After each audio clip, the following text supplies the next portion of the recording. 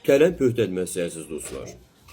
Ruslar buna deyirlər tuşonaya kapusta. Üzərinə də qatıq sarımsaq əlavə etdim. Bu da zövqə görədir. Mən qatıq sarımsaqla daha çox sevirəm. Çox sağlam, bol tərəvəzli bir qida yeməkdir. Pişirmə tezləri də belədir. Baş soğanı doğrayırsınız xırda-xırda. Onu yağda qovurursunuz. Artıq soğan öləndən sonra ardıcı əlavə edirsiniz ora. Xırda-xırda doğradığınız uzun-uzun nazik kələmi. Kələm biraz öləndən sonra təbii ki qarışdırırsınız və s. və baxırsınız ki dibi yanmasın. Əgər quruluq əmələ gəlirsə bir balaca su əlavə edirsiniz. Ondan sonra kələm öləndən sonra əlavə edirəm mən qırmızı yaşıl biber, balqar biberi və kök. Kökü də ki rəndədən yox, yarım ay şəklində doğrayıram.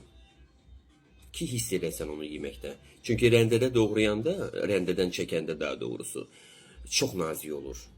Onu hiss edə bilmirsən. Amma yarım ay şəklində onu doğrayanda daha da hiss edirsən yeyəndə.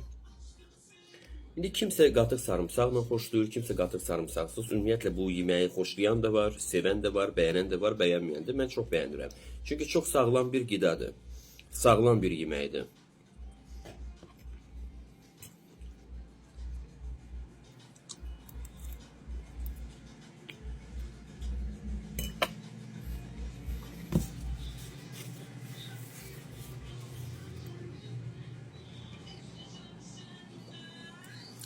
Adam var, kələmin tam bişirmir ki, xırt-xırt eləsin.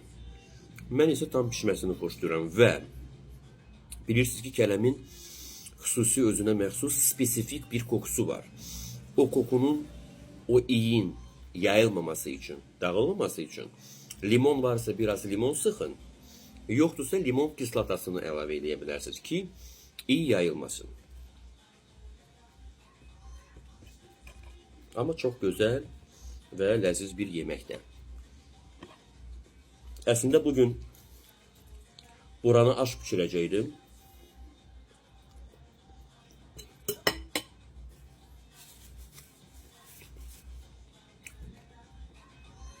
Aşın işi çok olduğuna göre həvəsim olmadı.